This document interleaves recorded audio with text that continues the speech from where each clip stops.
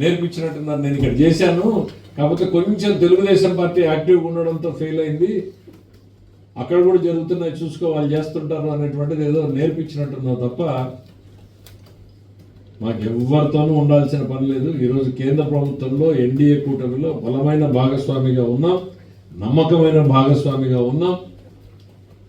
ఈ రాష్ట్ర అభివృద్ధి కోసం ఎన్డీఏ కూడా బ్రహ్మాండమైనటువంటి సపోర్ట్ చేస్తూ ఉంది. కాంగ్రెస్ వ్యతిరేక పునాదుల మీద వచ్చినటువంటి పార్టీ మాది.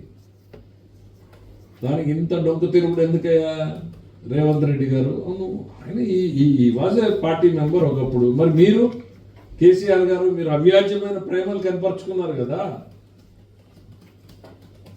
మీ కౌగిలింతలు ఏమైపోయినాయి, మీ ప్రేమలు ఏమైపోయినాయి, మీ లావాదేవీలు ఏమైపోయినాయి, ఎన్నికల్లో ఒకరికొకరు ఇచ్చిపుచ్చుకునేటువంటివి ఏమైపోయినాయి, గిఫ్ట్లు రిటర్న్ గిఫ్ట్ల గురించి మీరు ఇద్దరూ మాట్లాడారు కదా, బహిరంగంగానే మీ సంబంధాలు చెప్పుకున్నారు కదా.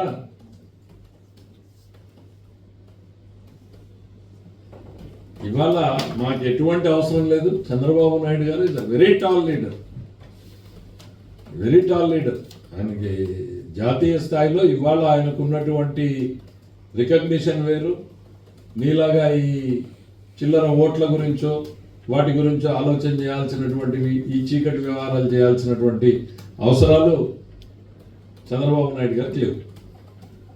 50 సంవత్సరాల పాటు ఎన్నో ఆటుపోట్లను ఎదుర్కొని నిలబడినటువంటి నాయకుడు చంద్రబాబు నాయుడు. మరో 10 ఏళ్ళు ఖచ్చితంగా ఆయన లీడర్షిప్లోనే ఈ పార్టీ బలంగా ఈ రాష్ట్రంలో ఉంటుంది. ఆయనే ముఖ్యమంత్రిగా ఉంటాడు.